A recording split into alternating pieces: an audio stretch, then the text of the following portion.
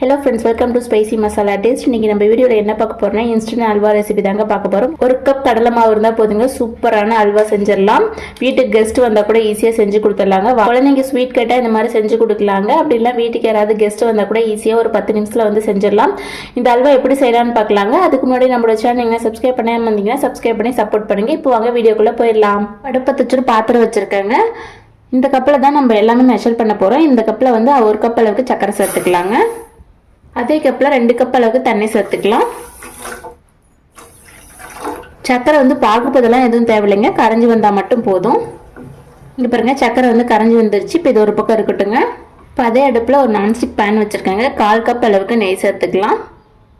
அல்வாவுக்கு வந்து நெய் கொஞ்சம் அதிகமாக இருந்தால் தாங்க நல்லா டேஸ்ட்டாக இருக்கும்.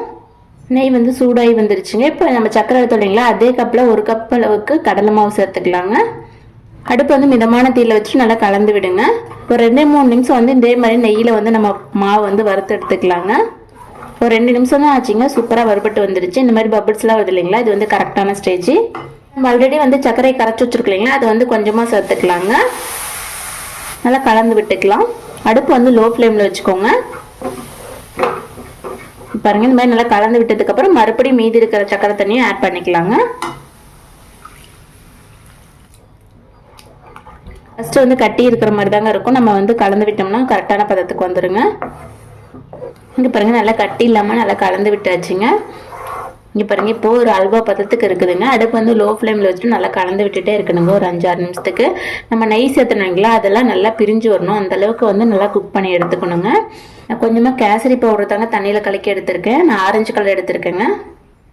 இது வந்து ஆப்ஷனல் தாங்க, நான் வீடியோக்காக மட்டும்தான் சேர்த்துக்கிறேன். நீங்கள் வீட்டில் செஞ்சீங்கன்னா கண்டிப்பாக சேர்க்க தேவையில்லைங்க. நல்லா கலந்து விட்டுட்டே இருக்கலாங்க. நல்லா நெய் வந்து பிரிஞ்சு வரணும், அதுதான் வந்து கரெக்டான பதங்க. பாருங்க, லைட்டாக இப்போ தான் நெய் பிரிய ஆரம்பிச்சிருக்குதுங்க. இந்த ஸ்டேஜில் 1/2 ஸ்பூன் அளவுக்கு ஏலக்காத்தூள் சேர்த்துக்கலாங்க. முந்திரி பருப்பு வந்து கொஞ்சமாக சேர்த்துக்கலாங்க. நான் இந்த மாதிரி சின்னதாக உடைச்சிட்டு சேர்த்துக்கிறேங்க. நம்ம வந்து இப்படியே ஆட் பண்ணிக்கலாம். நெய்யில் வறுத்துட்டும் சேர்த்துக்கலாங்க. நெய் வந்து நல்லா பிரிஞ்சு வரட்டுங்க, அது வரைக்கும் நல்லா கலந்து விட்டுக்கலாம். இங்கே பாருங்கள், நம்ம சேர்த்துன நெய்லாம் வந்து சூப்பராக பிரிஞ்சு வந்திருக்குதுங்க. இது வந்து கரெக்டான பதம். இப்போ ஸ்டவ் ஆஃப் பண்ணிவிட்டு ஒரு பிளேட்டுக்கு வந்து மாற்றிக்கலாங்க.